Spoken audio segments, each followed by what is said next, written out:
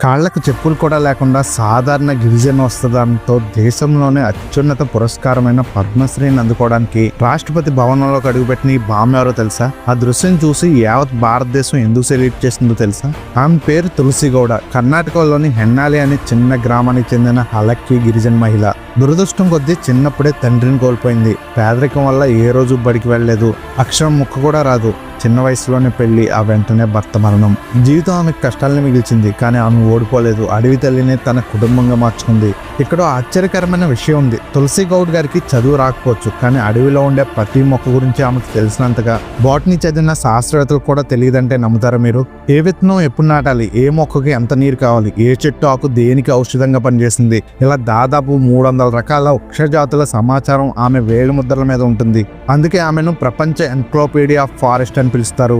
అటవీ శాఖ అధికారులే ఆమె దగ్గరికి వచ్చి మొక్కల గురించి సలహాలు తీసుకుంటారంటే ఆమె జ్ఞానం ఎంత గొప్పదో అర్థం చేసుకోండి. గత 60 ఏళ్లలో ఆమె ఒక్కరే దాదాపుగా 30,000 కంటే ఎక్కువ మొక్కలు నాటి వాటిని మహావృక్షాలుగా పెంచారు. రిటైర్ అయినా కూడా ఇప్పటికీ అడవిని కాపాడుతూనే ఉన్నారు. ఆమెకు పద్మశ్రీ వచ్చినప్పుడు ఆమెను చూసి ప్రధానమంత్రి సైతం తల వంచి నమస్కరించారు. చదువు లేకపోయినా సంకల్పం ఉంటే ప్రపంచమే మనల్ని చూసి గర్వపడుతుందని తులసి గౌడ్ గారు నిరూపించారు. ప్రకృతిని ప్రేమించే గొప్ప మనసుకి ఆమె చేసిన సేవకి హ్యాట్సప్ చెప్పాల్సిందే.